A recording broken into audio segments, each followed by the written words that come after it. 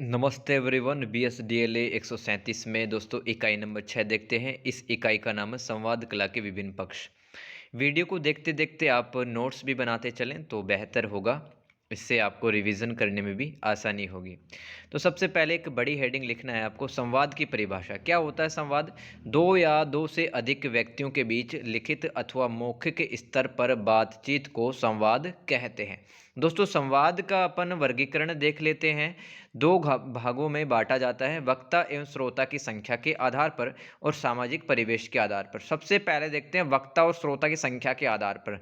तो चार प्रकार के होते हैं इसमें भी। व्यक्तिगत औपचारिक संवाद, जैसे कि आप एक स्कूल के प्रिंसिपल और एक स्टूडेंट की जो बातचीत होगी वो व्यक्तिगत औपचारिक संवाद होगा। फिर है व्यक्तिगत अनौपचारिक संवाद, जैसे कि पिता पुत्र की बातें।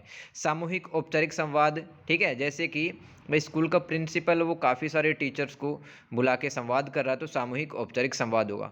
और सामूहिक अनौपचारिक संवाद का मतलब है जैसे कि घर में जो पिताजी हैं वो घर के सभी सदस्यों को बुला कर के कोई संवाद स्थापित करते हैं, तो वह संवाद कहलाता है सामूहिक अनौपचारिक संवाद। सामाजिक परिवेश के आधार पर औपचारिक संवाद भी होता है और अनौपचारिक संवाद भी होता है। अनौपचारिक संवाद जैसे कि कोई शादी ब्याह में दो या दो से अधिक व्यक्ति बात कर रहे हैं तो अनौपचारिक हो जाएगा। और औपचारिक संवाद जैसे कि कोई नेता है किसी से बात कर रहा है तो वो औपचारिक संवाद हो जाएगा। नोट करके एक बात लिखें, संवाद में पात्रों की लिंग, आयु, जाति, धर्म, शिक्षा, भौगोलिकता के आधार पर भिन्नता आ जाती है। जैसे कि दोस्तों जैसे दो वर्कर मजदूरों के बीच में बात हो रही है तो उसमें भिन्नता होती है, और दो इंजीनियर के बीच में बात हो रही है तो भिन्नता होती है। जैसे यहाँ पर एग्जाम्पल ही बता रखा है, अध्यापक व विद्यार्थी के मध्य होने वाला संवाद दो मित्रों के बीच में होने वाले संवाद से भिन्न होता है। ठीक है, एक और नोट लगा के पॉइंट लिखिए। औपचारिक संवाद में आत्मीयता कोमा निजता कोमा संवेदना नहीं होती, जबकि अनौपचारिक संवाद में घरेलू संबंध होने के कारण आत्मीयता कोमा स्नेह होता है। अब संवाद की संरचना, यहाँ से सवाल आ चुका है दोस्तों BSDL 137 में। इसमें आपको हेडिंग लिखना है। पहली हेडिंग, संवाद का प्रारंभ। संवाद की स्टार्टिंग कैसे होती है दोस्तों? अगर दो दोस्त मिलते हैं तो संवाद का प्रारंभ हालचाल पूछने से होता है। कई बार प्रारंभ में मिलने का उद्देश्य अथवा कारण भी पूछ लिया जाता है। कई संवादों में प्रारंभ में ही मिलने का कारण बता दिया जाता है कि मैं आपके घर इसलिए आया हूँ क्योंकि, है ना, इस तरह से। औपचारिक संवाद में प्रारंभ संबोधन अथवा स्वागत के साथ में किया जाता है, जैसे कि नमस्ते, है ना, इस तरह से। अनौपचारिक संवाद में कोई भी पात्र संवाद प्रारंभ कर सकता है, जैसे कि चार पांच दोस्तों के बीच में बातें हो रही हैं तो उनमें से कोई भी एक संवाद कोई स्टार्ट कर सकता है, तथा कोई भी व्यक्ति अपनी रुचि के अनुसार बातें करते हैं। संवाद का मध्य यानी कि संवाद के बीच की बातचीत। ध्यान रहे ये पॉइंट हम लिख रहे थे संवाद की संरचना में। तो पहला पॉइंट पढ़ ले, संवाद का प्रारंभ। दूसरा है संवाद का मध्य। दोस्तों औपचारिक संवाद में बातचीत नियमबद्धता के साथ होती है तथा अनौपचारिक संवाद में बातचीत के मध्य भाग में नियमबद्धता नहीं पाई जाती। औपचारिक संवाद में संवाद के मध्य में बोलने हेतु अन्य सदस्यों को अनुमति लेनी पड़ती है अध्यक्ष से, तथा किसी भी निर्णय पर पहुंचने हेतु सभी सदस्यों की सहमति लेनी पड़ती है।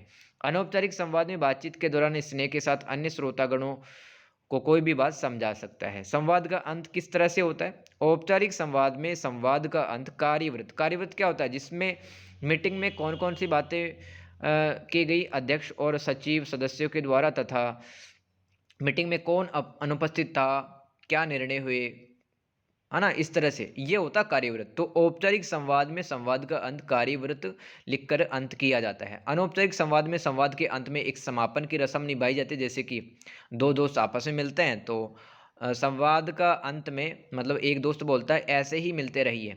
अन्य युक्तियाँ, बातचीत में बात का जो क्रम है वो दोस्तों धीरे धीरे आगे बढ़ता है, जैसे कि अनौपचारिक व औपचारिक ढंग से संवाद में अपनी बात प्रारंभ करने के लिए कोमा विषय बदलने हेतु, कोमा अपनी बात की पुष्टि करने के लिए कि मेरी बात सही है, कोमा अपनी बात का सार कहने के लिए, कोमा अपनी बात का विस्तार करने हेतु अलग अलग ढंग होते हैं, है ना।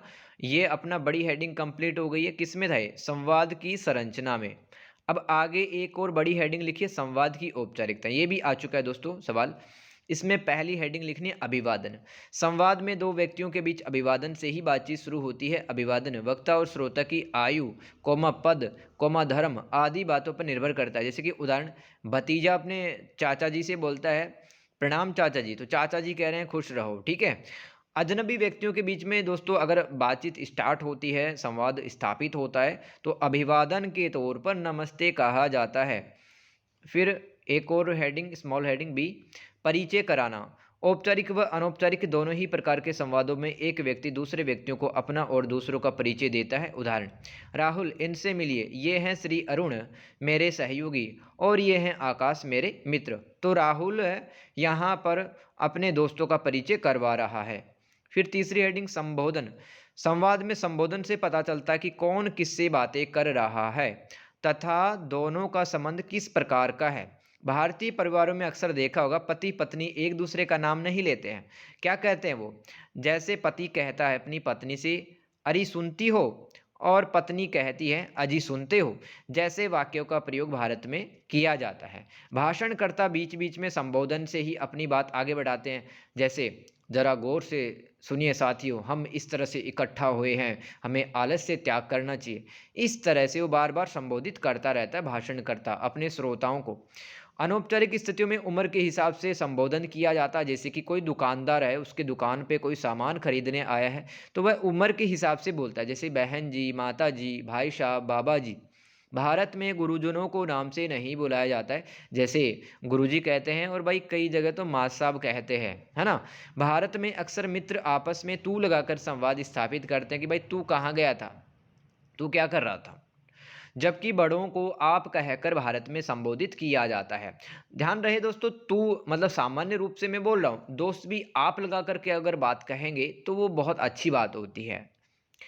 फिर चौथा पॉइंट है धन्यवाद ज्ञापन। भारतीय संदर्भ में धन्यवाद ज्ञापन, धन्यवाद कोमा शुक्रिया कोमा बड़ी मेहरबानी आपकी कोमा आपके सदैव ऋणी रहेंगे कोमा आपका तहे दिल से शुक्रगुजार है, यह तो मेरा फर्ज था, हमने आपको तकलीफ दी कोमा आपका बड़ा उपकार है आदि वाक्यांशों की सहायता से धन्यवाद हम किसी को देते हैं संवाद में। फिर है अंतिम हेडिंग विदा लेना। औपचारिक व अनौपचारिक स्थितियों में संवाद में विदा लेने की प्रक्रिया अलग अलग ढंग से पूरी की जाती है। जैसे तीन व्यक्ति हैं और तीनों ही मतलब अ, अपने दोस्तों से विदा ले रहे हैं, तो एक कहता है अच्छा नमस्कार, इस तरह से विदा लेते हैं। दूसरा कहता है अच्छा अब चलता हूँ। तीसरे कहते हैं अब चलने की इजाज़त दीजिए। दोस्तों आपको औपचारिक व अनौपचारिक बातें पता रहनी चाहिए, ठीक है। औपचारिक क्या होता है? नियमों में बंधा हुआ जो संवाद होता है वो औपचारिक कहलाता है। जैसे कि एक टीचर और स्टूडेंट की बातें। अनौपचारिक क्या होता है? दो दोस्तों के बीच में बातें। फिर दोस्तों संवाद की प्रक्रिया एक बड़ी हेडिंग है, यहाँ से भी सवाल आते हैं। संवाद में सहमति अथवा असहमति निम्न युक्तियों के माध्यम से बताई जाती है। जैसे विनम्र निवेदन करके। औपचारिक व अनौपचारिक संवादों में हम विनम्र निवेदन करते हैं। जैसे क्या आप यह बताएंगे कि कुतुब मीनार कहाँ स्थित है? दोस्तों हम शिष्टाचार के साथ में और विनम्रता के साथ में कहते हैं तो हमारा संवाद है वो प्रभावशाली होता है और सामने वाला भी हमारी बातें सुनता है। नेक्स्ट एग्जाम्पल विनम्र निवेदन में ही, जरा सुनिए स्टेशन का रास्ता कौन सा है। फिर नेक्स्ट एग्जाम्पल आपसे अनुरोध है या आपसे रिक्वेस्ट है, आप शांत रहें या शांति बनाए रखें। जरा चुप हो जाओ, ये डांटने के भाव से कहा गया है किसी को। ओके, तो संवाद की प्रक्रिया में दूसरी हेडिंग देखते हैं अपन अनुमति। औपचारिक व अनौपचारिक संवाद में अनुमति ली जाती है। जैसे क्या मैं भी इस मामले में कुछ कह सकता हूँ? माफ़ कीजिए, मैं इस सिलसिले में चंद बातें कहना चाहती हूँ। तो मतलब जैसे कि कोई मीटिंग हो रही है और सदस्य बीच में ही मतलब कोई बात अगर रखना चाहते हैं, वो अध्यक्ष की अनुमति लेते हैं। ये पहला और दूसरा सेंटेंस है, ये तो औपचारिक संवाद का है। अनौपचारिक संवाद का देख लो, बस रहने दो, अब मुझे बोलने दो, तुम लोग बताओ कि क्या कहना चाहते हो। नेक्स्ट एग्जाम्पल, मैंने सबकी सुन ली है, अब मुझे भी बोलने दो। ये अनौपचारिक के हैं, है ना। आप लोग मुझे अपनी बातें पूरी करने दो।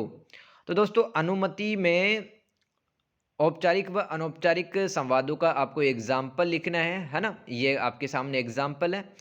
और फिर है एक छोटी हेडिंग सुझाव देना। संवाद में सुझाव निम्न प्रकार से दी जा सकते हैं कि मेरी तो यह राय है कि, है ना, डॉट डॉट डॉट, क्यों ना हम बैठक स्थगित, स्थगित का मतलब पोस्टपोन, आगे बढ़ा दें। मैं आग्रहपूर्वक कहना चाहती हूँ डॉट डॉट, आप लोग मेरी बातों को गौर से सुने। मैं एकदम सीरियसली कह रही हूँ, जरा विस्तार से बताएंगे कैसे होगा काम। प्रश्नवाचक चिन्ह, अच्छी तरह समझाओगे तो सही। तो दोस्तों जब हम सुझाव भी देते हैं ना, तो पोलाइटनेस के साथ में, शिष्टाचार के साथ में हमें सुझाव देने चाहिए। फिर है फोर्थ हेडिंग, वैकल्पिक सुझाव, बात काटना। जैसे कि आपको किसी की बात मतलब अच्छी नहीं लग रही या फिर उचित नहीं लग रही, तो आप शिष्टाचार के साथ में उसको रोकिए और अपनी बातें कहिए। तो जब संवाद में औरों की बात उचित न लगे, तो वहाँ वैकल्पिक सुझाव शिष्टाचार के साथ दिए जाते हैं। जैसे आप ठीक कहते हैं, मगर मैं तुम्हारी बात मानती हूँ लेकिन, ये दूसरा एग्जाम्पल। तीसरा एग्जाम्पल, तुम कहते हो कि बारिश नहीं होगी पूर्णविराम, लेकिन हो जाए तो। सर मुझे डर है। अब देखो, एक कंपनी में काम करने वाला कर्मचारी है, वो अपने बॉस से कहता है कि आपने जो फैसला लिया है उसका उत्पादन पर और कंपनी पर नेगेटिव इफेक्ट पड़ेगा, लेकिन वो शिष्टाचार के साथ में कह रहा है। जैसे, सर मुझे डर है कि इस एक तरफा फैसले का सीधा असर हमारे उत्पादन पर पड़ेगा, जो हमारी प्रतिष्ठा के लिए घातक सिद्ध हो सकता है। फिर सभा की मर्यादा। दोस्तों सभा के संवाद में दूसरे के पक्ष को न सुनना, गलत तरीके से उनकी बातें काटना, किसी का मजाक उड़ाना, अश्लील बातें करना सभा के मर्यादा के विपरीत होती हैं। अतः हमें शिष्टाचार के नियमों का प्रयोग करते हुए अपनी बातें कहनी चाहिए। जैसे, कृपया आप सभी शिष्ट भाषा का प्रयोग करें, आप अपने शब्द वापस लीजिए, तुम्हें शर्म आनी चाहिए ऐसी बातें कहते हुए। ये तो अनौपचारिक संवाद हो गया, है ना। दोस्तों में हम कई बार कहते हैं कि तुम्हें शर्म आनी चाहिए ऐसी बातें कहते हुए। जबान संभाल कर बात कीजिए। नेक्स्ट एग्जाम्पल, कृपया किसी की आलोचना न करें एवं शिष्ट शब्दों का प्रयोग करें। दोस्तों सभा की मर्यादा में आपको एग्जाम्पल लिख करके आने हैं। दोस्तों ये सवाल तो काफ़ी बार आया है, संवाद की भाषा शैली, और ये इस चैप्टर का अंतिम टॉपिक है। यानी कि संवाद की भाषा कैसी होती है और भाषा कैसे बदल जाती है। संवाद की भाषा का चयन आयु, लिंग, पद, शिक्षा आदि कारकों पर निर्भर करता है। दोस्तों जैसे कि दो दोस्त आपस में बात करें, उनकी बात अलग होगी। पिता अपने बेटे से बात कर रहा है, उनकी बातें अलग होगी। मम्मी अपनी बेटी से बातें करें, उनकी बातें अलग होंगी। औपचारिक संवाद में भाषा स्पष्ट, नियमों से बंधी, सुगठित होती है, जबकि अनौपचारिक संवाद में न तो भाषा स्पष्ट होती है, नियमों से बंधी नहीं होती और सुगठित भी नहीं होती। अगर सामान्य बातचीत में भी औपचारिक शब्दों का प्रयोग किया जाए तो बातें हास्यास्पद होने लगती है, मतलब हंसी आने लगती है। जैसे एक दोस्त दूसरे दोस्त से कहता है, धन्य है आज तो आपके दर्शन लाभ हो गए, यानी कि भाई बहुत दिनों से मिले, आपके तो आज दर्शन हो गए, है ना, हंसने वाली बात थी ये।